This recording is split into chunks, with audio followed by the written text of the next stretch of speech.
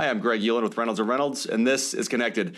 Today's an exciting conversation. I get to talk with Alan Amici. He's the president and CEO at the Center for Automotive Research, or CAR. Alan, thanks so much for joining me. Greg, pleasure to be here. Thank you. So, Alan, you have quite the experience in the auto industry, quite the career that you've built. And one of the things that you've done, you spent quite a long amount of time at what is now Stellantis, right? Chrysler Fiat.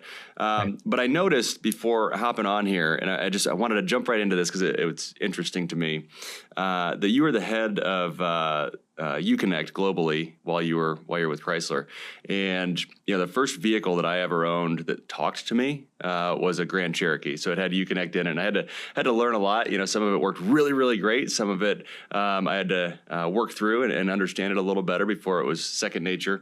But I was hoping you could share a little bit about your experience in the development of that, how that kind of, and I don't know, obviously, how much you have to share, but what can you share about UConnect and the development of that and the rollout? Sure, I'd be happy to, Greg. UConnect, so to those that aren't familiar with UConnect, that's the infotainment and connected car platform at Chrysler, Fiat Chrysler Automobiles, and now Stellantis. And it would be maybe similar in some respects to Ford Motor Sync or perhaps even General Motors OnStar. But UConnect was the infotainment platform and connected car. And it offered some really terrific options. And so we had a voice assist. And so you could say to it, I'm hungry. Can you tell me where there's pizza in the area? And a lot of the voice systems in the early years were very clunky and didn't work very well. And it was a matter of, did we have enough microphones in the car, and could you filter out some of the noise? And so the whole industry went through a learning curve on like microphone placement and noise cancellation, such that you could be able to speak, intelligently to your car and have it understand you. Later, we realized that context actually helped the conversation. So if you would say something like hamburger in Detroit would be very different from I'm hungry and I'd like to buy a hamburger somewhere in the Detroit area. And providing that context would actually help. Okay, hungry, they're talking about restaurants, they're interested in hamburgers, and they're interested in the Detroit area or the Cincinnati area or the Dayton area. And so providing context actually made it easier for some of these voice recognition systems to work. They've improved immensely. They're still not quite to the level that everybody's happy with. We think that's a big opportunity to reduce distracted driving. So hands on the wheel, eyes on the road, and I can tell my UConnect system to find the nearest gas station or navigate to, some of those things. Still some challenges out there because of, again, noise cancellation and microphone placement and things like that. Natural language is a little bit difficult in that regard. But we think voice does still have some opportunities. And most automakers have immensely improved their voice recognition systems. So anyway, that's at least one of the stories about UConnect. And we have a few others at Chrysler, but that's a fun one. So I'm curious, just kind of listening to that, and I was thinking about my experience and the way I interact with my vehicle today. How much do you see going forward into the future? How much do you see the infotainment system and that voice interaction with the car being the main driver versus, the phone or the phone operating system? Right now that we have, Carplay and essentially every vehicle in the U.S., and we're all so accustomed to interacting with our phones, whether that's through just AirPods or whether it's through the phone itself or even through the car, right? When I plug it in or I just connect.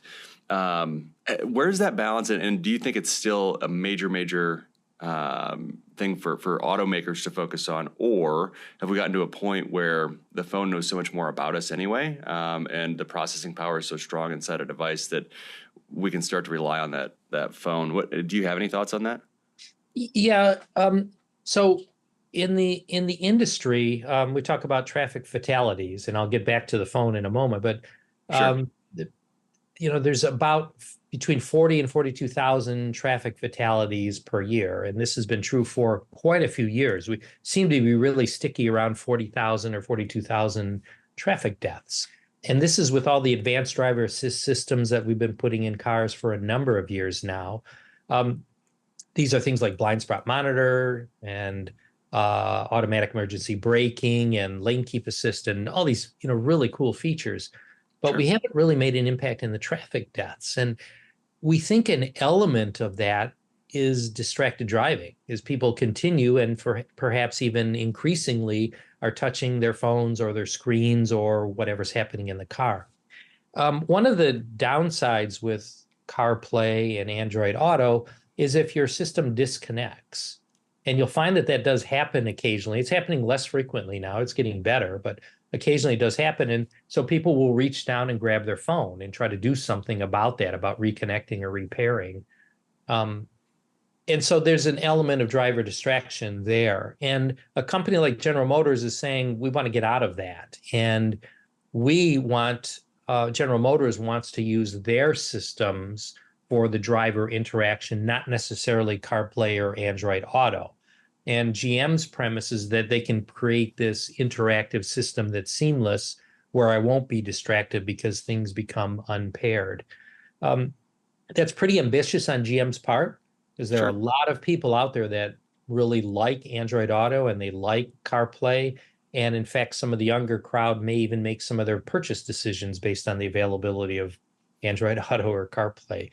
So it really remains to be seen where we go with that, if the automakers try to reclaim that turf, or it becomes a little bit of both, depending on which works. I would say right now, the phones have an advantage in that their nav systems are always up to date. The maps are up to date.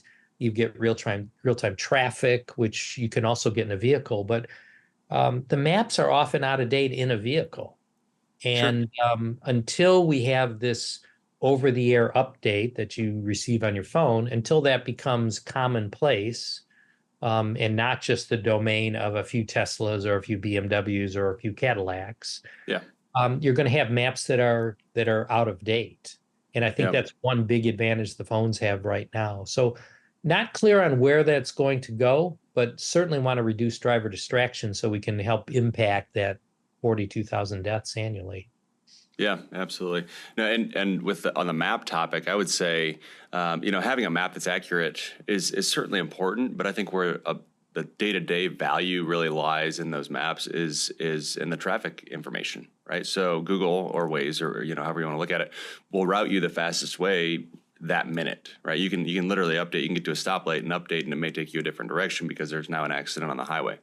Right. So it's not even that there's a new road, right? It's that there's an accident and you should go this way because it's going to save you 5 minutes. So that kind of real time updating. Do you think it seems to be better with the phones than it is with the OEM offerings, although they're improving as well. Yeah.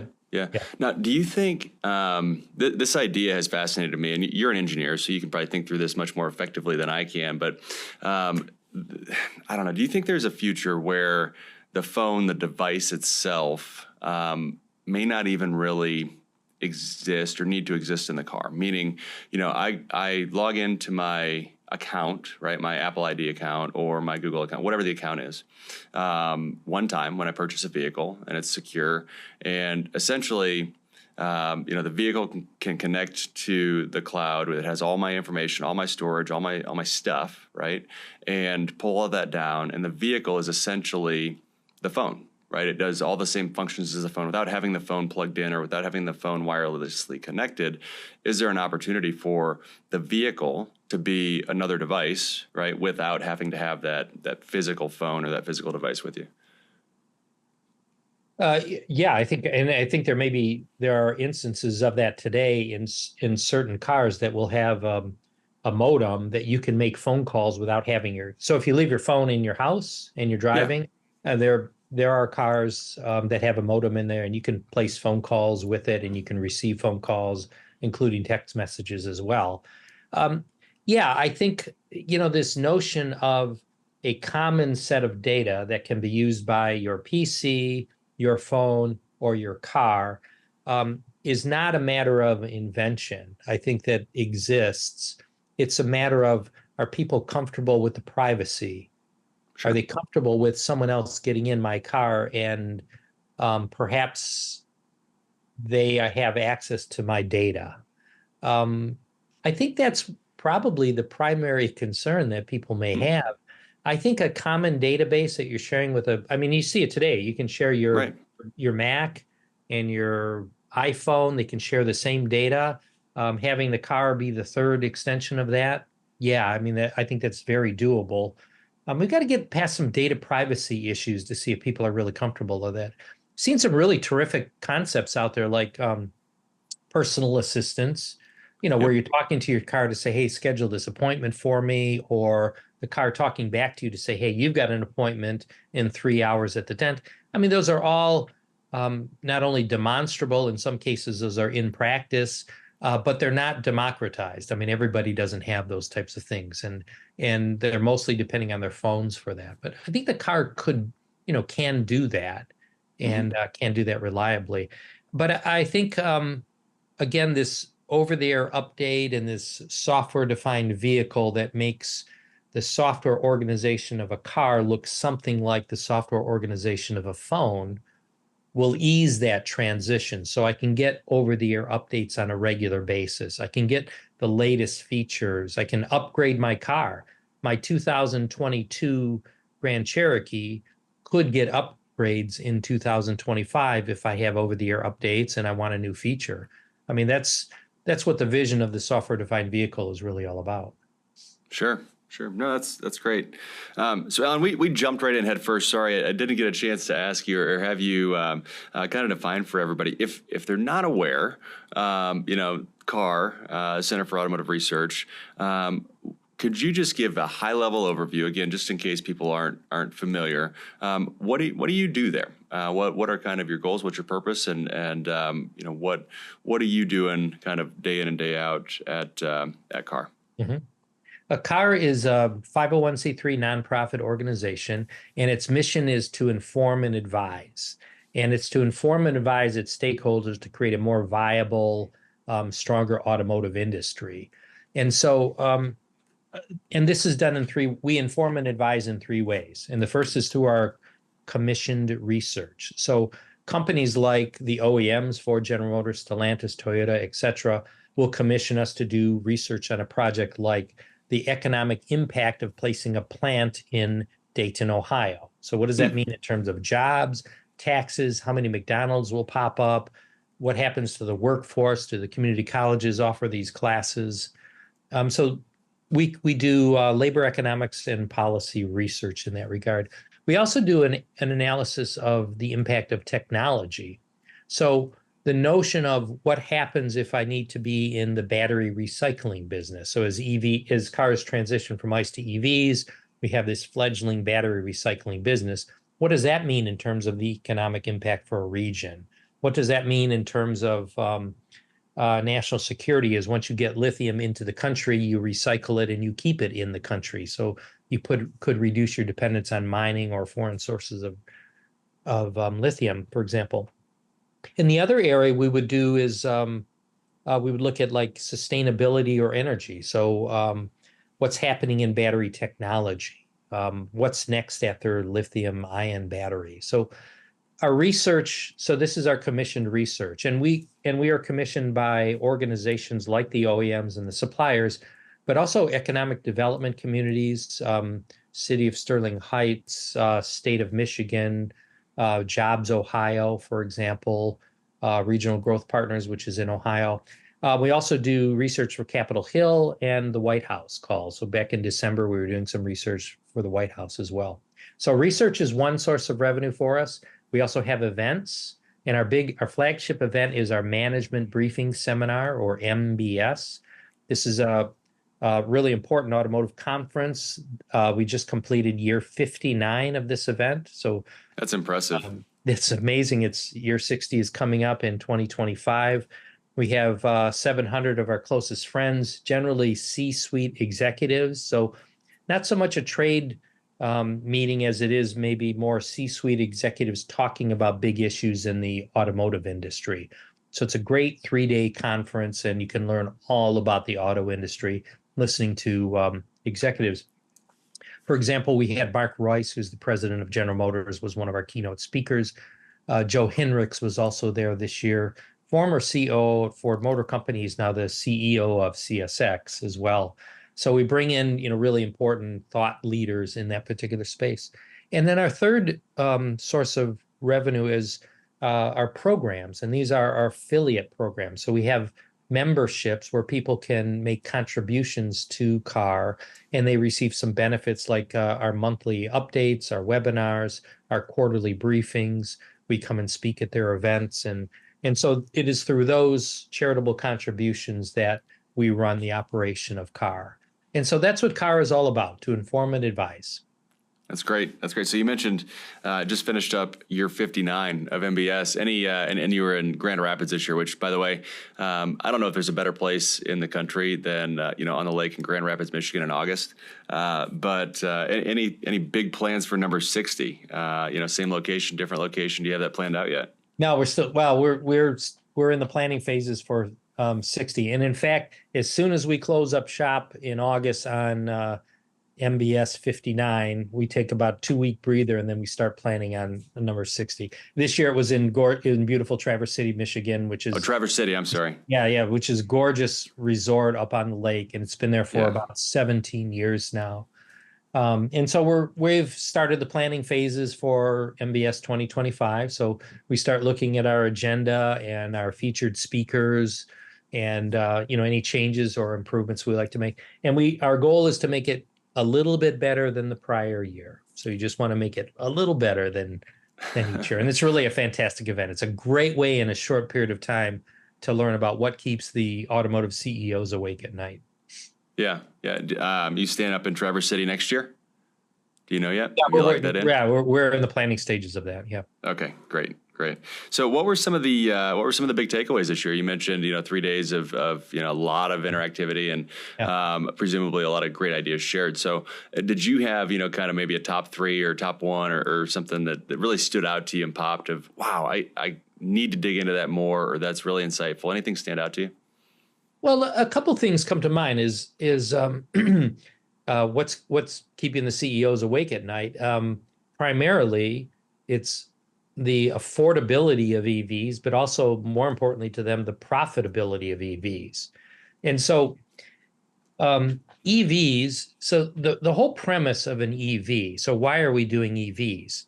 If you believe the premise that man-made CO2 emissions are contributing to climate change, so if you buy that, 25% of man-made CO2 emissions come from the transportation industry.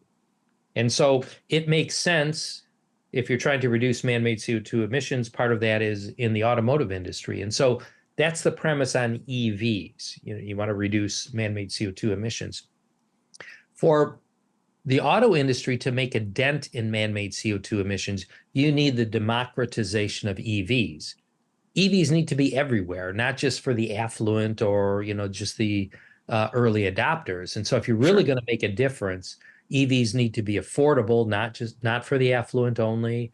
So the price point has to come down. So the cost of EVs has to come down if you're going to get scale, if you're going to get volume, and if you're going to get really make an impact on man-made CO2 emistions. And so can I pause you there for a second, Alan? Can I pause you there for a second? So sorry to interrupt, but when you talk about affordability, I completely agree. But I also look at, is an EV really that far out of line with an ICE vehicle at this point? I think the average transaction price last month was $47,000 and change for a new vehicle in the U.S. That's a lot of money, right? That's almost double what it was a couple decades ago. Oh yeah. And so that's a significant increase. So I completely agree with your point, but I guess I'm adding to it and saying that I don't think it's just an EV problem. I think it's everything else that goes into the vehicle, right? It's a technology problem. It's a reliability problem. It's a problem that stems from, we want cars that are going to last. We want cars that can do certain things, and we're always advancing those cars. So anyway, I want to get back to, again, didn't mean to interrupt, but I just wanted to add to that point that I don't know that it's just EV. I think it's automotive in general. And well, maybe to go a little deeper too, you think as a business, as a company, once I get to a certain point with my revenue model, right? And per transaction, I can make $47,000, whatever the number is in revenue, and I'm going to get a certain margin on that. To go back to a $15,000 or $20,000 vehicle, and my percentage on the margin is the same, I'm making half the money. Do I really want to do that as a business? So who's gonna fill that void, right, of that kind of entry level vehicle, who's satisfied with less on the margin? So anyway, back to your point, but I wanted to throw that in there. Well, the average transaction price is, as you mentioned, $47,000 for an ICE vehicle. For an EV, it's $54,000. So it's it's $7,000 higher. Now it's coming down. But yeah, I would argue, or many people would argue, all cars are too expensive, and that price point is too high. And it's interesting. A lot of the automakers are not offering those 2- and 4-door econo boxes, those entry level cars that they used to have. And so you look at that, and the strategy way back was you get the high school kids, or you get the early adults, or the baby boomers, or not baby boomers, but new entries, new college graduates. You get them into this small car, and if they have a good experience, they go up a brand, they go up within the brand, and they continue to. But we've eliminated that whole step. Some of the automakers have eliminated that whole step, and so they're going elsewhere. They're looking to companies like Toyota still offers the Corolla, and Honda has some, offerings at that end. But I noticed General Motors now, they have something called a like they have the Trax. That's kind of entry level. Yeah, they have Trax. Yeah, $22,000, brand new car, nice feature content. So, they're looking back in that space. And so General Motors is trying to fill that void of, how do I get an entry level car? And that car is very feature laden. It's got lots of safety features, including blind spot and automatic emergency braking. And I mean, it's a very well equipped small car. And so, and there you've got an example. Now, new college graduates, they can get into that price point. And if they have a good experience, they may stay with Chevy. So I don't think we're going to be successful in a world where $47,000 is the entry level car, and you just have to dink around with used cars until you can afford that. I think we're still feeling the effects of the pandemic with supply chain issues, where costs are high right now. We've seen battery prices on, the lithium as an element of batteries have come down enormously. I mean, there's an overcapacity of lithium ion batteries, and the prices are dropping rapidly. And in fact, we may fairly soon see a point where the ICE EV crossover point occurs. So, we're getting back to that, but it's not long ago, back around 2016, an EV battery was about $200 per kilowatt hour. So $200 per kilowatt hour, and a Tesla Model S had roughly 100 kilowatt hour battery. It was 90, but let's round up to 100. So 100 kilowatt hours times $200 per kilo, that's a $20,000 battery. That's a $20,000 battery in a car. Okay, so now it's probably sub $100. And so that same battery has gone from $20,000 to about $10,000. An enormous amount of money, an enormous amount of cost taken out. And it's continuing to go below that. What OEM CEOs in Europe and the United States need to come to grips with is China has a cost advantage, whether that's through subsidies or otherwise, but they have a car in production, excuse me, a BYD Seagull. This is a 4-door econo box, made in China, will be available in Europe, $10,700. Okay. This is a car that will seat 4 people. The craftsmanship is pretty good, and it approaches 300 miles of range. And so this is hard to ignore. So this car is available in Europe. People are going to look at it and say, well, why should I spend $30,000 on a Volkswagen or $40,000 on a BMW? And the same thing could happen in the United States if they brought something like that to the US. So the cost pressures are more than purely market. There's also this notion of competition with China. And that's one of the things that OEMs, are keeping them up at night is how do you manage costs and get these price points down? Yeah. Yeah. So thinking about that, that EV market and that EV industry, we certainly, we're still seeing growth, right? And we're still seeing, actually fairly decent growth in the electrified vehicle market. All the headlines would tell you that pure EV sales are slowing, and hybrid vehicle sales are capturing more of the market share. And when we think about infrastructure and the investment that's been made in the infrastructure and this transition from ICE vehicles to electric vehicles, whether that means a battery electric or it means a hybrid vehicle, where do you see and how quickly do you see? I think we're going this direction. I don't think there's any stopping it. Maybe there is. We could maybe talk about hydrogen at some point, but I don't think there's any stopping the fact that we're moving to an electrified future. And it's taken us, you look back in time, it's taken us, 25 years to get from a truly commercialized hybrid vehicle to where we are today. And now we have electric vehicles across the board. And, depending on who you talk to, you've had pockets of success. A lot of it's geographical based, but how quickly do you see adoption occurring? We've obviously had a ton more investment in the infrastructure over the last handful of years, half decade or so. I'm curious to get your thoughts on all that. Well, EV sales in the U.S. are about 7%, so market share is about 7%, and the rate of growth of EV sales have flattened out. So you're still getting about 7%, but it doesn't appear to be growing, any faster right now. So so the consumers and in some cases the OEMs are tapping the brakes a little bit on the EVs. But we have seen an increase as plug-in hybrids have doubled in market share. They've gone from a very small number, 1% to 2%, but they've doubled. And the hybrids, not non-plug-in hybrids, but hybrids are up to about 9%. So they've seen a 36% increase in sales year over year. So the growth right now is in this hybrid and to a lesser degree, the plug-in hybrid segment.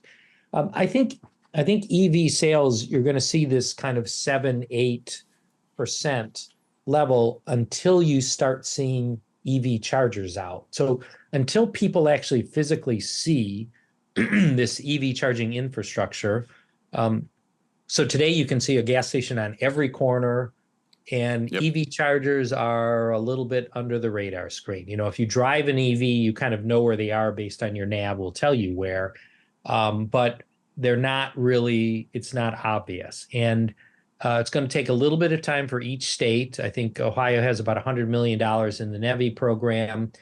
State of Michigan has about $110 million in the NEVI program, and these are to place DC fast chargers across these alternative fuel corridors like I-75 and so on and so forth.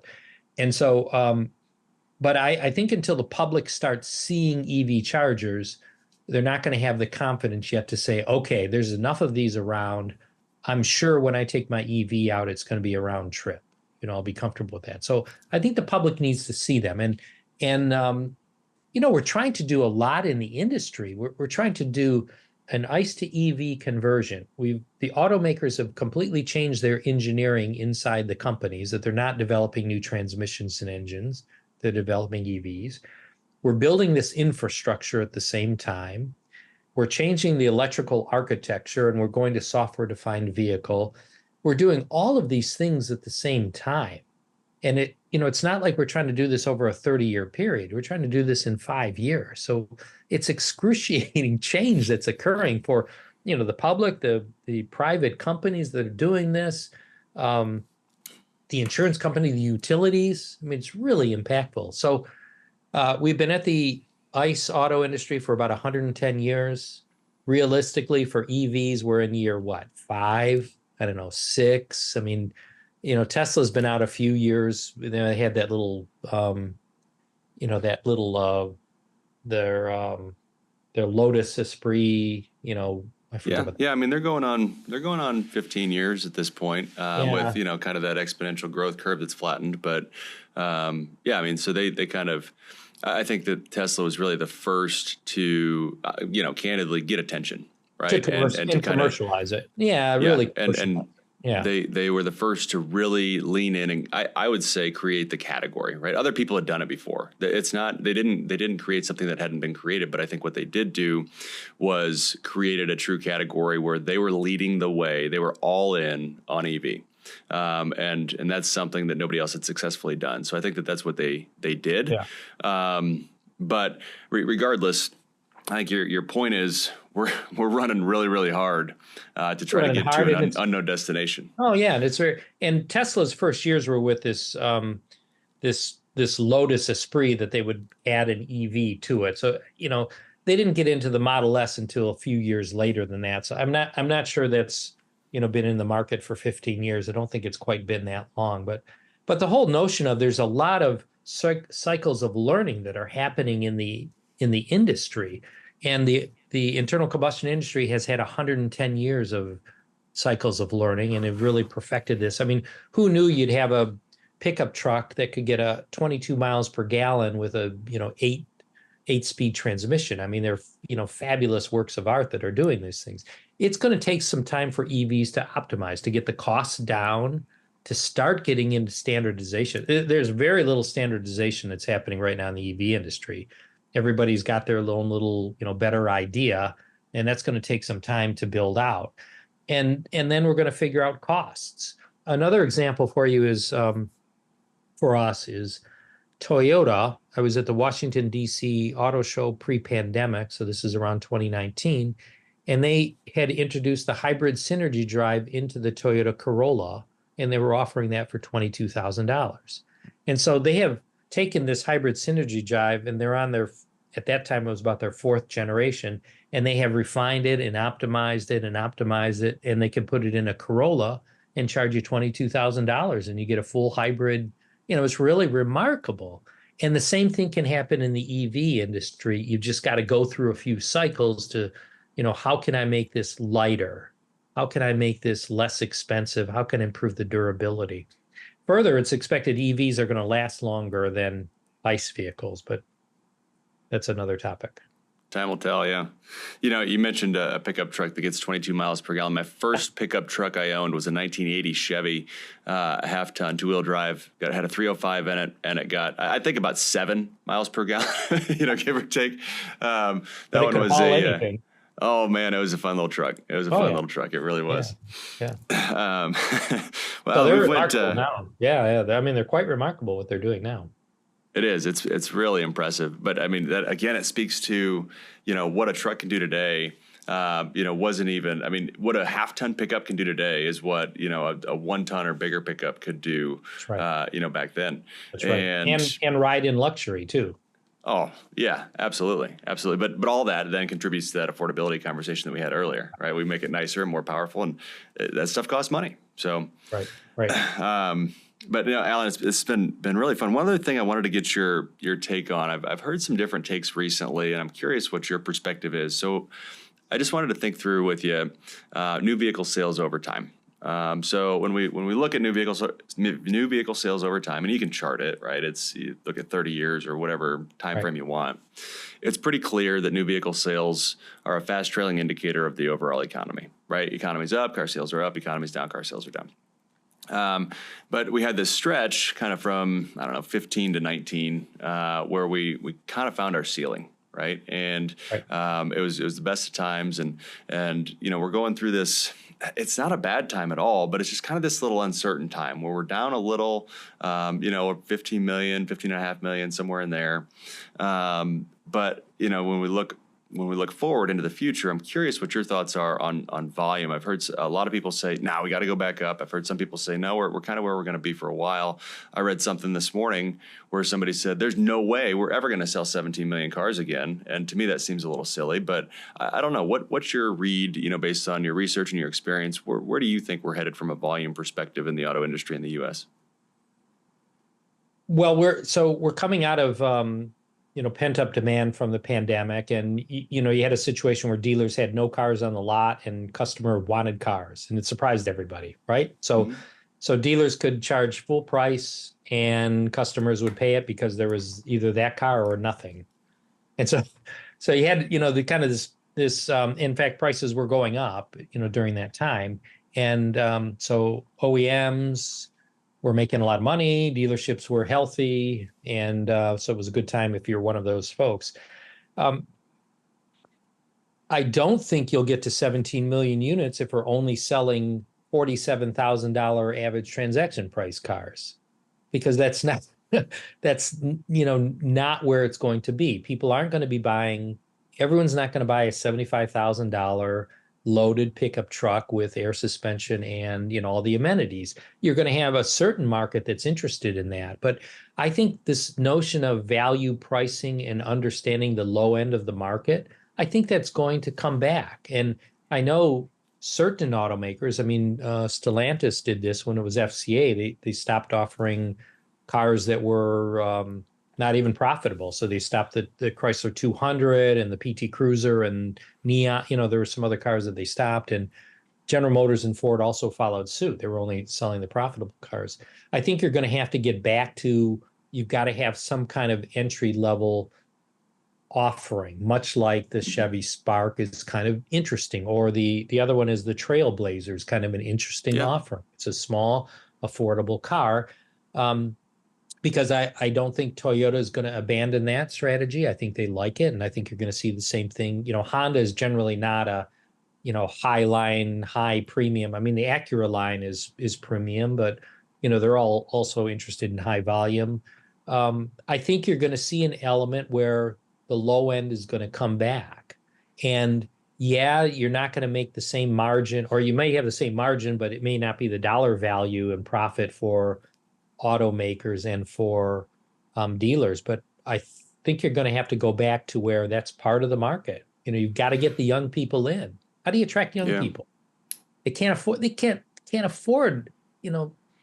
50 cents. They don't even want to buy cars, period, at any price. I mean, they're interested in the gig economy and phones and that type of thing. So you've got to get them interested, and they're not interested in a $60,000 pickup truck, coming out of college. So I think you can come back, and I think 16 million units is very possible. I think it's going to take a little while though, because we're coming out of, we're getting to a point where incentives are going up a little bit, and dealers are trying to goose sales a bit, and so I think you've got to wait a little bit of time for that cycle to come around a bit. But I think you can get to 16 or 17 million.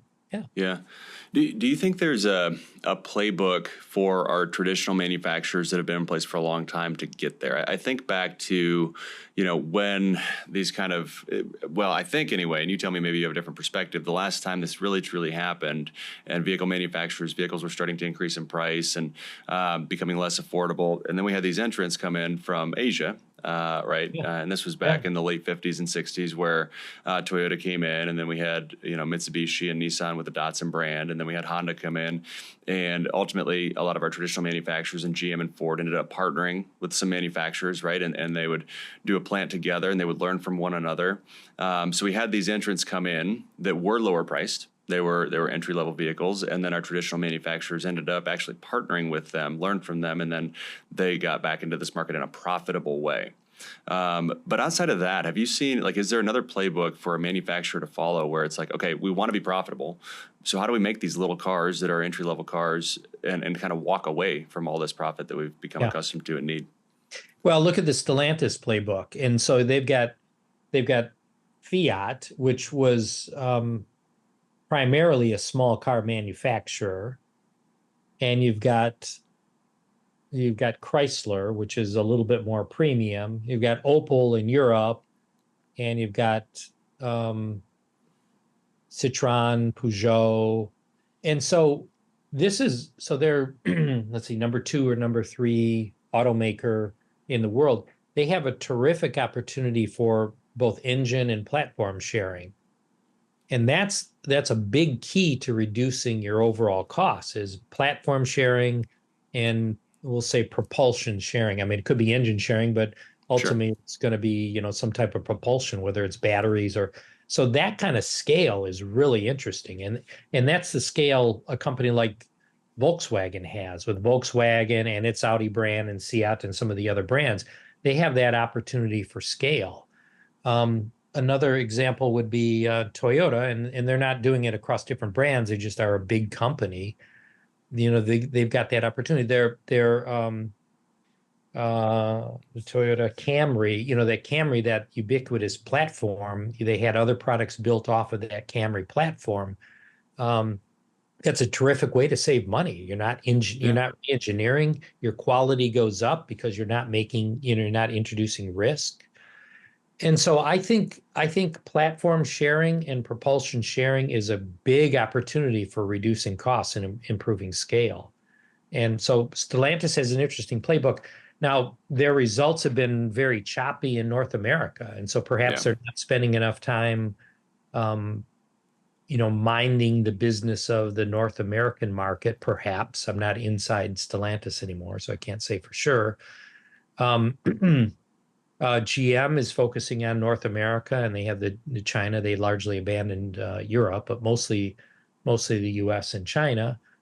Ford is a global operation, and Ford has been working hard on getting their costs down. But I think really the key platform sharing, component sharing, and getting scale. So, and you could see some more consolidation in the industry. What other companies are going to join forces?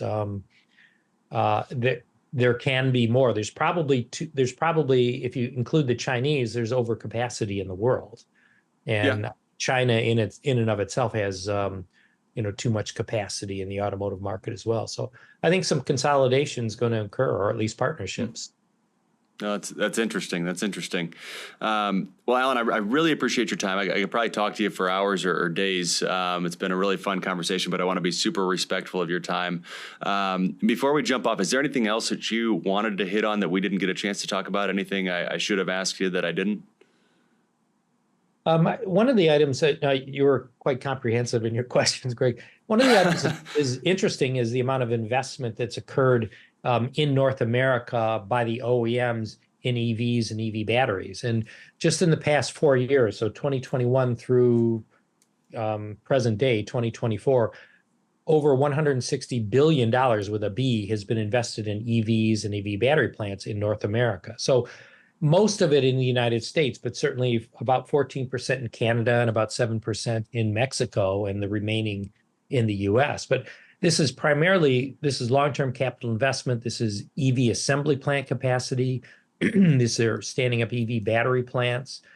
And so I would say maybe almost all the automakers see the long-term play as EV.